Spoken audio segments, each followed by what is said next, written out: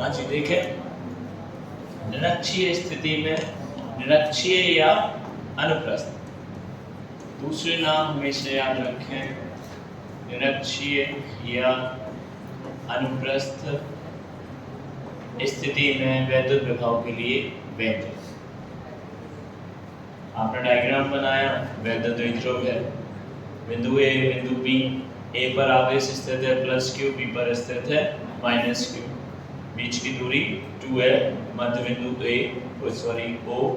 अगर हम दूरियों को आधा आधा बांटे तो एल और एल हो जाएंगे। हमने निकालना है निरक्षीय स्थिति में वैद्युत विभव, अक्षीय होता तो हम एक्स अक्ष मानते, निरक्षीय में हमें कहाँ जाना है, वाई अक्ष पर। हमने सपोज किया कि कुछ दूरी पर एक बिंदु P स्थित है, एक बिंदु P स्थित है जिसकी दूरी कितनी है स्मॉल r, एक बिंदु P स्थित है जिससे दूरी कितनी है स्मॉल r। हमें जैसे हमने अक्षीय स्थिति में किया था सेम उसी प्रकार हमें निरक्षीय स्थिति भी करना है। A से निकालेंगे दूरी, B से निकालेंगे दूरी। A से आप देखोगे, A से अगर हम बिंदु P की दूरी निकालेंगे तो एक सीधी रेखा नहीं बन रही, जो हमें पिछले में मिल गया था r minus L R plus L. इसमें देखिएगा कुछ ऐसी रेखाएं मिल रही, कुछ कोण पर झुकी हुई रेखाएं। अगर हमें A से P तक की दूरी चाहिए, यहाँ ये दूरी कितनी है L, ये वाली दूरी भी कितनी है L, आधी आधी हो गई। बीच में आप देख रहे होंगे एक लंब जैसी स्थिति प्रतीत हो गई, 90 अंश का कोण बना रहा है, 90 L है, हमने माना आधार, लंब है, करंट निकाल सकते हैं जैसे हमने पिछले में निकाले थे।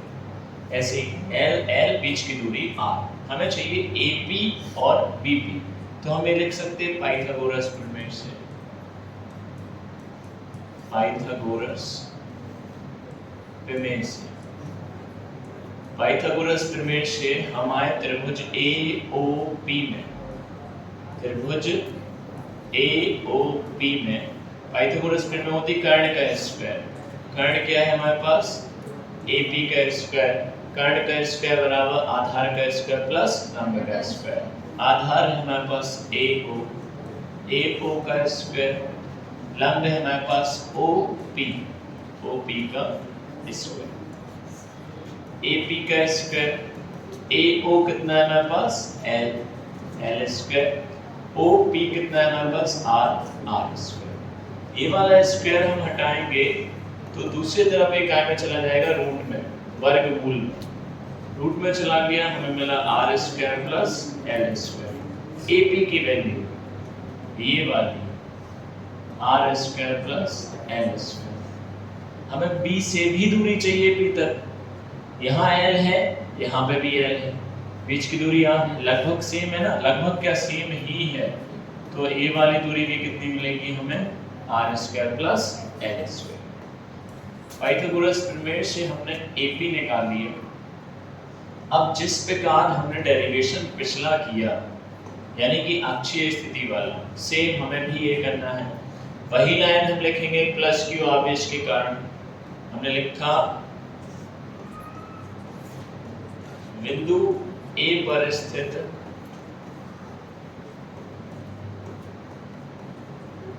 प्लस क्यू आवेश के कारण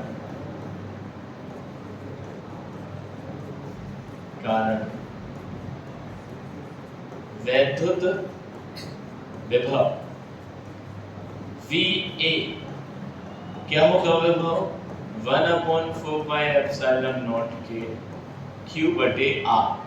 R कितनी है हमारे पास, अंडर रूट के अंदर R square plus L square, R square plus L square.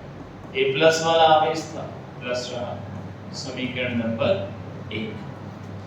आगे आए हम, हमें बिंदु B पर भी एक आवेश है, हमने लिखा बिंदु B पर स्थित -q आवेश के कारण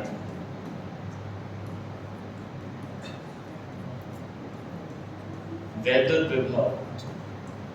वैद्युत विभव किस बिंदु पर निकालना है अपन लोग, वैद्युत विभव निकालना है अपन लोग P बिंदु पर, जिस पर ज्ञात करना है VB, B पर।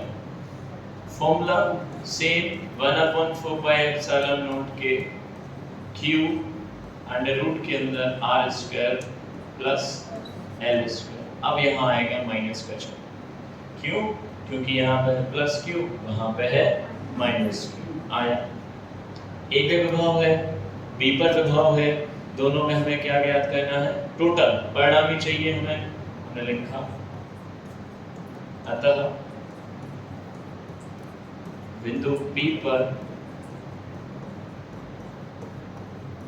परिणामी विभव होगा टोटल V बराबर VA प्लस VB।